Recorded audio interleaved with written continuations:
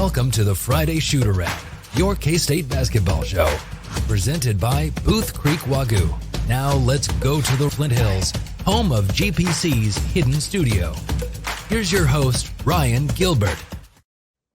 Welcome in here to the Friday Shoot-Around. I am Ryan Gilbert. As mentioned, he's Clint Stewart, former K-State guard. Kansas State coming off of 3 consecutive losses, 2 of which on the road, and now most recently a home loss to Oklahoma. We'll dive into what's been going wrong for Kansas State, maybe some perspective from Clint as to how Kansas State can snap out of this funk, but there's no question that this has been about as bad as of a stretch that we've seen from Jerome Tang at Kansas State. Still plenty of time to turn things around. Clint, before we break this down, a quick message from our sponsor, Booth Creek Wagyu. From the tailgate to the back deck, remember to elevate your grilling this season with our friends from Booth Creek Wagyu. Their ranch is located just north of Manhattan and proudly raises authentic Wagyu beef from farm to table. Visit their retail locations in Manhattan and Overland Park or online at boothcreekwagyu.com.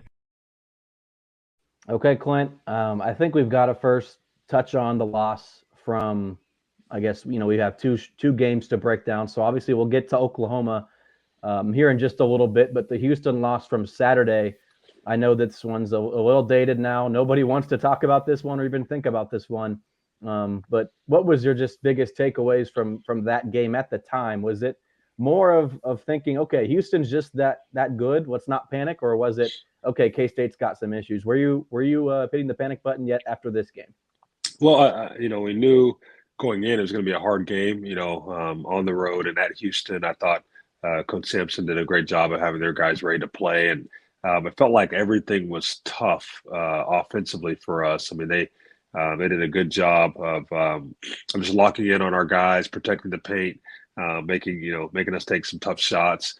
Which we knew they would, and then obviously they play well at home. And so for that game, I felt like, if we go on the road and win that one, it's almost like it's a steal, and so, but we obviously weren't favored to go in and win on the road. And so, it's a couple things we could have done better, obviously got to take care of the basketball better. I think that's been one of the Achilles heel for part of the, large part of the season. But I wasn't too worried, just knowing and, kind of where that game was placed and who we're playing against. And, it was going to be a tough game. If we played our best game, it was going to be a tough game to win on the road. Was that sort of the standard for what it looks like for the best defensive team in college basketball? Was that the standard? I know Jerome Tang said that might have been the best defensive team that he had ever seen. Yeah, I mean, they, what they do on the ball and how hard that their guys play at all times. Like I said, just make everything tough and hard to score the basketball, and so, and then when you play them at home and they have their home crowd behind them as well, they feed off of that energy, and so we saw them feed off of that energy, and that's what makes it tough. Not, you'd hope if you get them, you're either get them at your place at home or on a neutral court, so maybe it's a little bit level playing field, but it's a tough win to go in there and win on the road. K-State's treating it like a one-game season. They're not going to dwell on it. They're not going to put too much stock into it. So maybe we should just do the same and move on and talk about this game against Oklahoma from Tuesday. Coming into this one, Kansas State had lost 2 in a row. You're back home. Okay, let's get things right. And then the Wildcats don't score a point for the first 8+ minutes of the game. I think they flirted with a comeback throughout the second half, but they were never even really within arm's length of Oklahoma. I think that the fact that this game was at home kind of gave you, the crowd got going. You got a sense of, okay, this team can come back, but I think it was a false, hope, right? Like Kansas State really didn't have much of a chance to win this game. Credit to Oklahoma. I mean, Iowa State's one of the best defensive teams just in terms of creating turnovers and being aggressive, denying the ball. Obviously, Houston's tremendous, and Oklahoma is not as good defensively probably as those two, but I was very I thought Porter Moser's squad did some really good things to frustrate Kansas State.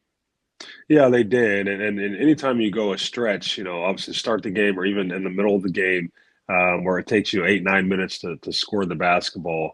I mean, it's tough to win, and credit, Porter and his guys. I thought they did a good job, on us. I would have liked to have seen, I thought we maybe settled a little bit too much from the outside as far as shooting threes when they weren't falling, but at the same time, we make some of those, it could be a different basketball game. And I still feel like, we have to make some outside shots, I think, for us to win. And so I understand, why we shot 28, you just hope you don't go 4 for 28 in the game. And you got to be able to make some, but, one of the areas I think for K-State that's really important is, Arthur Kaluma is so important for us and needing him to play well. And against Oklahoma, he had 8 shots and 5 of them were threes, and I think at his size and at his ability to get into the paint and be able to shoot even turnaround jumpers or get to the rim, I think, we have to utilize that. He has to be looking for those opportunities because that's when I think he can really be at his best. And the 3-point shot for him is like icing on the cake. Once he gets in there a few times and scores it, it just opens up everything else for him. So we just got to be aware and conscious of making sure that he's getting some really good touches and really good opportunities, I think, inside the arc as well. Overall, with the offense, are you concerned, and this is just through my lens, I'm not a coach, I'm not a real expert like you, Clint, so I don't want to say the offense is broken, but it just seems as if there's not enough movement, there's not enough screens, and when you're in a system like that, that's kind of what you've got to do. You got to be nonstop moving. Am I wrong? Yeah, and I think you used that word expert a little lightly, please, because I'm not too far there yet. But the more movement you have, obviously when you move the defense, you get the ball moving side to side. You create closeouts. You create opportunities for driving angles, and that might help our guys, a little bit more of getting downhill or getting to penetration kick opportunities. But it's hard, a lot of the game plan, when you're going up against an opponent is you're trying to figure out, what puts our team in the best situation to be successful. And sometimes you're trying to take advantage of certain matchups, and that might slow the game down from a ball movement standpoint because you're trying to get a certain matchup that you think that we could exploit, whether that be in the ball screen with their bigs and how they guard the ball screens, or whether it be how they guard off ball screens. And, we want to get our best players in some down screen action. And so it's always as a coach, you always have to kind of have both sides of the coin between, how much just ball movement do we want? We're playing, but the ball's, really hopping and we're getting shots that way versus how much do we want to try to isolate, certain matchups that we think that we can exploit that will help us win the basketball game. Who do you want to see as the volume scorers, the volume shooters on this team? Like David Gasson, for example, he's recently started to let it go from beyond the arc. I'm not sure, Clint, if that's a recipe for success. So you touched on it just a few minutes ago. You got to hit open shots, right? You got to first, take open shots too. You can't be shy. You can't be timid. You got to be aggressive playing in the Big 12. A couple guys here, I'm sure. Who needs to be the volume shooters for Kansas State? Well, I think, obviously we need, Tyler Perry continue to be aggressive, in certain spots of the game. I think for him, it's just making sure he's taking some good shots and not a lot of tough ones. So we definitely need him to score the basketball. I mentioned Arthur, and Arthur, I think he's a guy that, when I look at the game against Oklahoma, 8 shots and 5 threes. I think he needs to be shooting at least 12 to 13 times a game, and if he's really feeling it, maybe even a few more than that. So I think we got to find a way to just, he has to have the ball and then he has to be aggressive and to get to those spots. And then obviously we know what Cam Carter can do. And so he's got to stay aggressive as well. When it comes to Gasson, there's a certain piece, and I don't know, from practice wise, how many extra shots is he getting up to prove that he can make the outside shot, and obviously try to translate that to the game.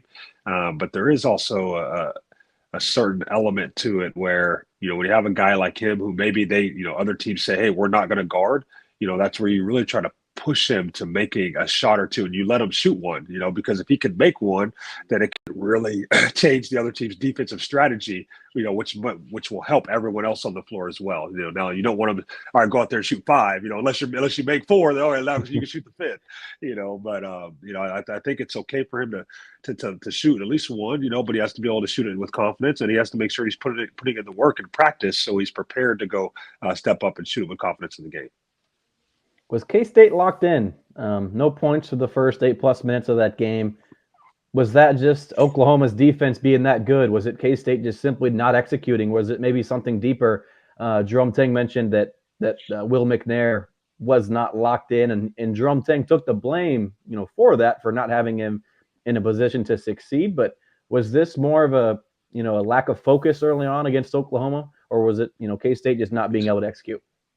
Yeah, I wouldn't say it was lack of focus, and like I said, from a coaching standpoint, the insides would have a lot more say in that, and as far as how their guys are, and were they prepared the right way, or were they locked into the game plan, or locked into just playing that day? Maybe they had some other stuff going on. But I give credit to, I thought OU did a good job, early on and contesting shots, and sometimes, some of the shots we had, they just didn't fall, and then whether you want to contribute that to being locked in, or you want to contribute it to just didn't make shots, and then I see that it's a lot at the high school level. Our kids are putting in extra shots, and and then they're opening the game, and sometimes they fall and sometimes they don't, and you just got to kind of live with it, but you got to keep them in good spirits about it, and understand that they have to continue to put in the work so they can make those shots when the moment comes. They're ready for that moment. So I think that the hardest piece about it is, when you're at home, you really don't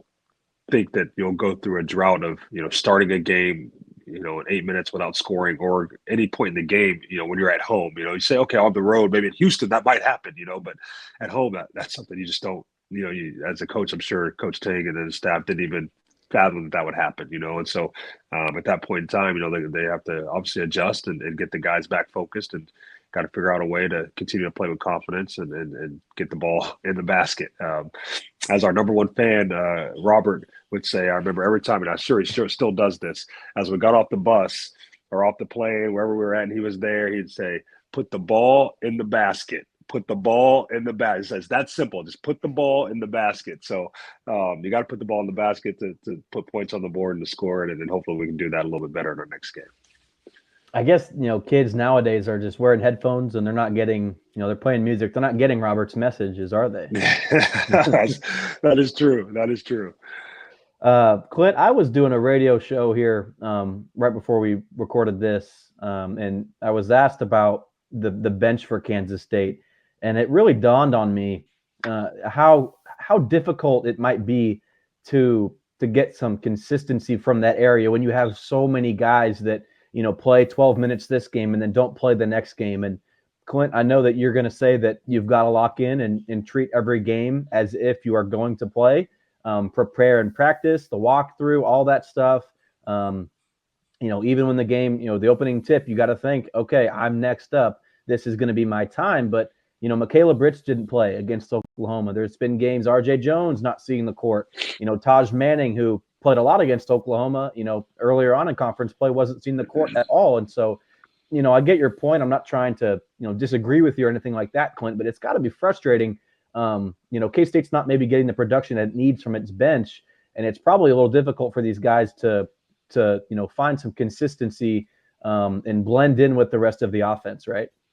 Yeah, well, and that's the tough part. And then you factor in that a lot of the guys that are coming off the bench for us are younger guys, right? And so that just puts another element into it, because they haven't been in this type of situation before. When you think about coming from high school to college, obviously you go from being the man and playing, the 32, if you have a really good player, they're playing all 32 high school minutes in the game, or at least 30 out of 32, and then they get into the college realm, and all of a sudden, they're trying to figure out where are they going to get opportunities, and how consistent are those opportunities going to be, and so it takes some adjustment for them for sure. And I think that's kind of what we're seeing, and that's what makes it hard for young kids. Obviously when you have a more mature player that's might be a junior or a senior, they've already kind of done this, or kind of understand and understand the moment and getting out there and performing. And so guess what? They might get a little bit more consistent minutes, or they're just ready, and ready when that opportunity arises. So just got to continue to, try to help those young guys and let them know, hey, you got to stay ready. You got to stay ready. You got to stay ready. And hopefully when that moment comes, that they're ready to step up and knock down a shot. We saw RJ Jones do that several games ago. I think maybe Baylor game, made a big shot at the end. And so they just got to be ready, and it's easier said than done. But when you're a high level Division I Power 5 athlete, that's the expectation, and so just got to keep them confident in it. I don't want to say that the road win at West Virginia is negated, but in the Big 12, you got to protect your home court and then try to steal some away from Manhattan. Obviously, K-State did that in Morgantown, but now I guess that's probably one of the more frustrating parts of this loss, not only with just the final score and the way it kind of unfolded, but that win against West Virginia. Now you're back to 500, and you kind of lost that little advantage that you sort of had after that 2-0 start, including one win on the road. Yeah, and like I said, you never want to lose at home. You have to protect the home court. And Coach Tang, I'm sure, is preaching that to our guys, and you got to come out and ready, and then you got to just feel the energy from the crowd, and really play at a higher level as you should at home. And so it is disappointing. It's a disappointing loss, and hopefully we can learn from it, and our guys can bounce back the right way, and obviously got to protect home, and then got to go win a few on the road as well. And I think Coach Tank still has that number, 8-8, or in the Big 12, so got to try to get to 8 wins. And then obviously everything after that is just even better. But it definitely hurts us for sure. Clint, let's go ahead and take a quick break here. In the second half, we can start to dive into the next couple of games. You've got Oklahoma State on Saturday and then KU on Big Monday. That's a quick turnaround, but I don't want to say the term must win or anything like that. But there's a lot of basketball left in this season, but you've got to turn things around quickly, or else your resume, your standings in the Big 12, it's just going to start to fall and plummet. So these are 2 important games for Kansas State coming up next, but a quick break here on the shoot around. We'll be right back after these messages from our sponsors. Welcome back to the show. Let's head back to the studio. All right, Clint, before we dive into things here, we've got to give another shout out to our sponsor, Booth Creek Wagyu. Let's go ahead and hear a message from them. From the tailgate to the back deck, remember to elevate your grilling this season with our friends from Booth Creek Wagyu. Their ranch is located just north of Manhattan and proudly raises authentic Wagyu beef from farm to table. Visit their retail locations in Manhattan and Overland Park or online at boothcreekwagyu.com. Fitz has left me in charge of producing this whole thing, and so I'm still learning how to push these buttons and get into a rhythm here. But Clint, I appreciate you bearing with me. Real quick before we dive into this team, dude, I was in Wichita last Friday. It's as I saw Sunrise play against Colorado Prep, and had a chance to talk with David Castillo. If you haven't seen that interview, it's up on Disco Power Cat YouTube channel. And Clint, I can't say enough about the young man that he's turned into. I know I had a chance to speak with you and him at his commitment in Bartlesville back in April. But I think that you just deserve a shout out, because I know you've been such a mentor in his life, and he really has turned into a fine young man. And despite this losing streak, K-State's in and all that, Jerome Tang is the head coach, and David Castillo is still a signee for the Wildcats. Yeah. And I'm excited. I'm excited for him, and I'm excited for him to get up there in Manhattan. And I know he's obviously excited about the opportunity, and just trying to prepare himself the best that he can.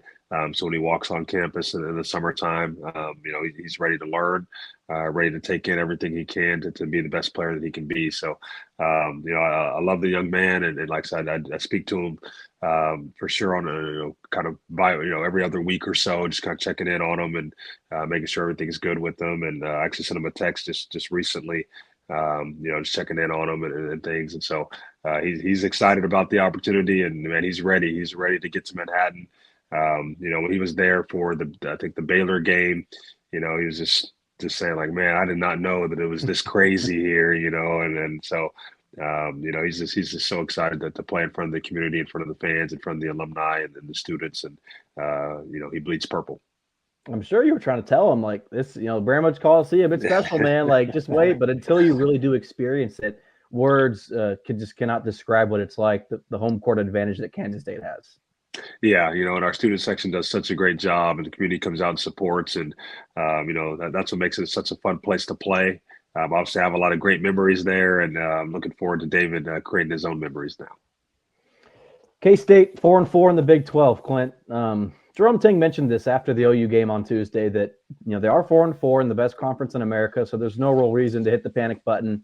And you treat every game like it's its own season. So losing 3 in a row is obviously tough, but I think deep down in the staff's mind, they don't view it like that. They've lost 3 games that happen to be in a row. If K-State was, 1-3 to start Big 12 play, and then they win 3 in a row, get to 4-4, I don't think we're having this sort of discussion. And you look at social media, people are panicking. Where's your level of concern? Are you really over the top, concerned with this K-State team, or do you think that things are going to be just okay and K-State had a rough stretch? They'll be all right. Well, I think a lot's going to be said in these next few games. I think going on the road to Stillwater at OSU, a team that's obviously been kind of reeling the whole year. They have one win in the Big 12. KU just obviously beat them pretty handily recently.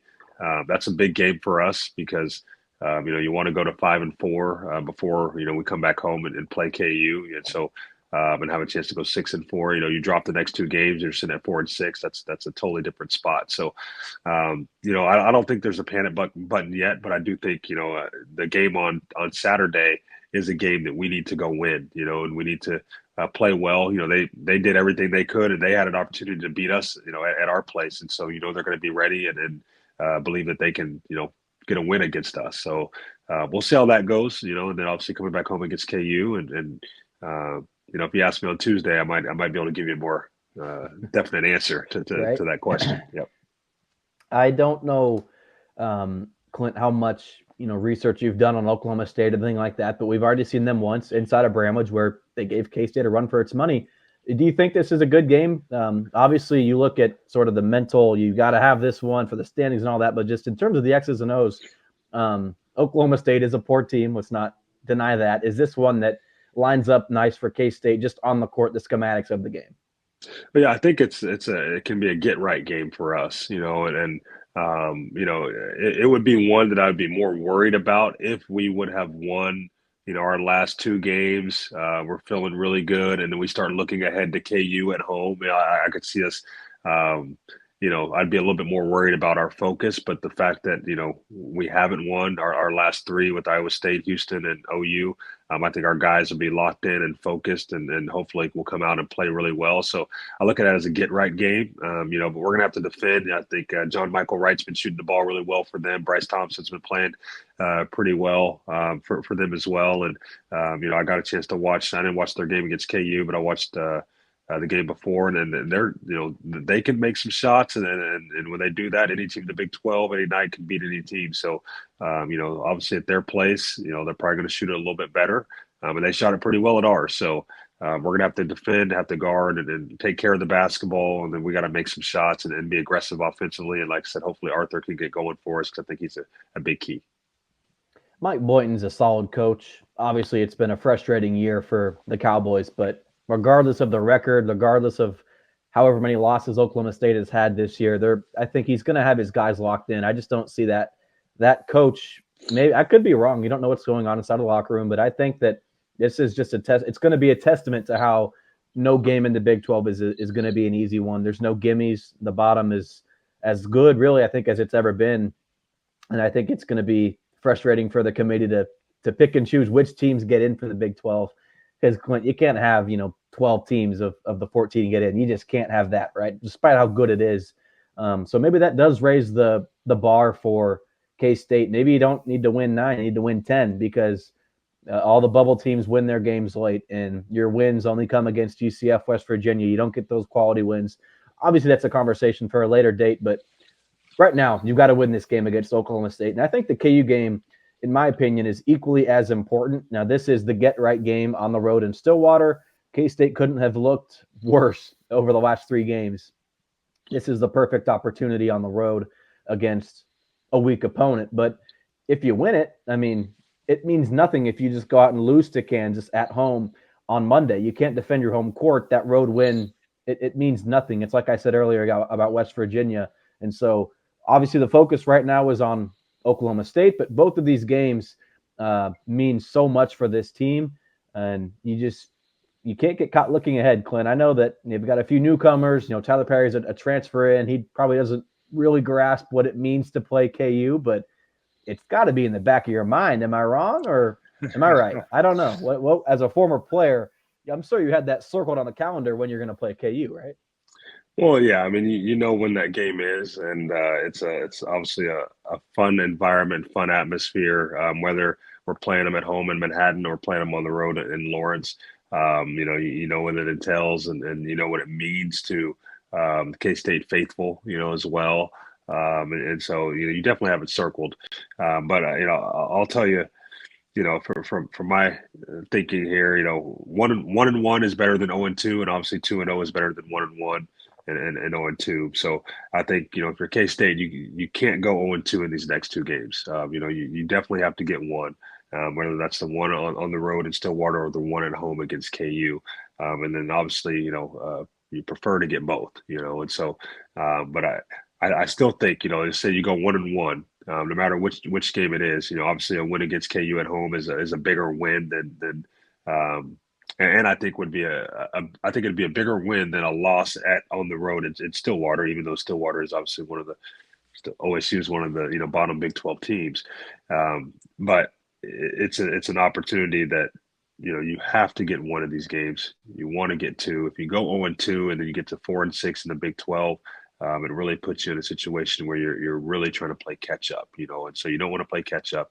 If you go if you're 5-5, you're still kind of right there in the middle spot where you need to be to make a run, you know, at the end to get yourself into the tournament. So, you know, like I said, they're both big games. You know, we have to get one. We prefer to get two. We just got to make sure we do not go 0-2 for sure. I mean, you've got the Big 12 doesn't let up. You got BYU twice, Texas is in there, TCU. Like, you know, there's a little stretch. I think there's West Virginia and Cincinnati back to back, which you're thinking, okay, that's an easy stretch. But other than that, it doesn't get any easier for this team. So at least you've got to get 1-1. If you're 4-6, that's going to be a very deep hole to dig out of and try to get your resume good enough to make the big dance. But Jerome Tang last year, Clint, he got up on the table after K-State beat KU and, you know, grabbed the microphone and talked to the fans and just said, hey, this is not about beating KU.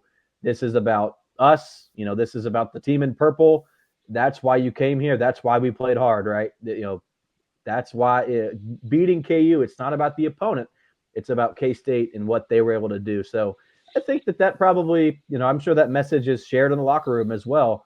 So that probably helps with not putting too much emphasis on the KU game coming up. So maybe looking ahead, maybe there isn't much of a concern for K-State.